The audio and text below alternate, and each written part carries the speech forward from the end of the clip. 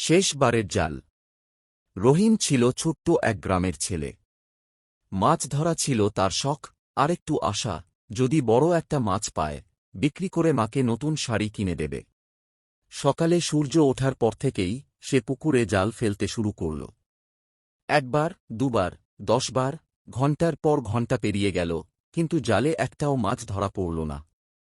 রোদে পুড়ে, ক্ষুধায় কাতর হয়ে সে বসে পড়ল পুকুর পাড়ে। মনে মনে বলল, হয়তো আমি পারি না, হয়তো আজ আমার দিন না। তবুও হাল না ছেড়ে চোখ মুছে আবার দাঁড়াল। শেষবারের মতো জাল ফেলল পুকুরে। হঠাৎ জাল টানতে শুরু করল।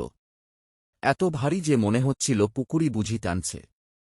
অনেক কষ্ট করে জাল টেনে তুলল, আর তার চোখ বিশ্বাস করতে পারল না, একটা বিশাল, চকচকে রূপার মতো মাছ ধরা পড়েছে। গ্রামে সেদিনটা রহিমের দিন নামে বিখ্যাত হয়ে গেল। আর রহিম বুঝল, জীবনের অনেক সময়ই বড় কিছু ঠিক শেষ চেষ্টার পরেই আসে। তাই কখনো হাল ছেড়ে দেওয়া উচিত না।